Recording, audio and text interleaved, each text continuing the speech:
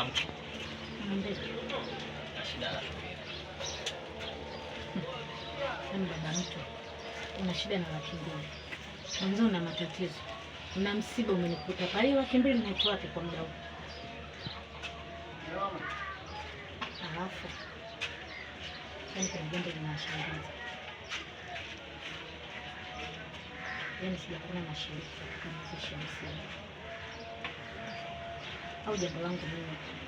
Sio jambo lako wewe. Mimi sio kama sipendi kuja kwenye misiba, shughuli. Tatizo ndugu zako mimi hawanipendi. Yaani hawataki hata kuniona. Hapa wenyewe naishi tu kwa sababu ndio hivyo wewe ndio unanikinga kifua.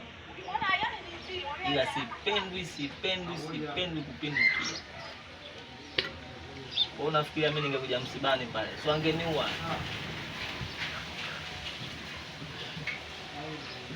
Baba,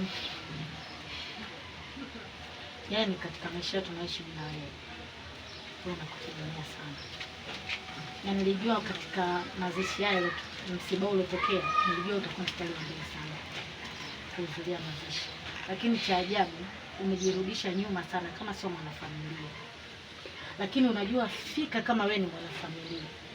Na unajua fika kama ni jinsi gani ninavyokupenda. Na unajua jinsi nilivyokuweka katika moyo wangu na akili zangu pia unacheza nazo wewe.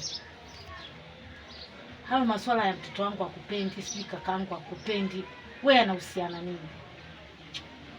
Kingine unajua kabisa ile Sabrina ni mtoto alilelewa hapa na anaishi hapa.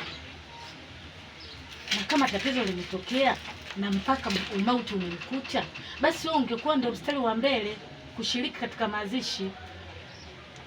Lakini unanivunja moyo baba mtu. Na sikutegemea kama unaweza ukafanya hivyo. Sasa wewe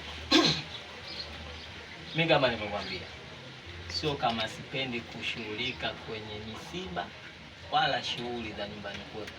Ndugu zako mimi hawanipendi, hawataki hata kuniona. Yusikati wenyewe umeona ule ugomvi mwanao nitishia shoka. Angeniua.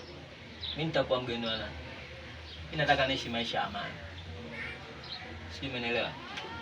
Maswala kuja misibani pale kila mtu ananiwinda mimi kama almasi kama nini. Nashindwa kuishi maisha ya amani. Kwa nini lakini?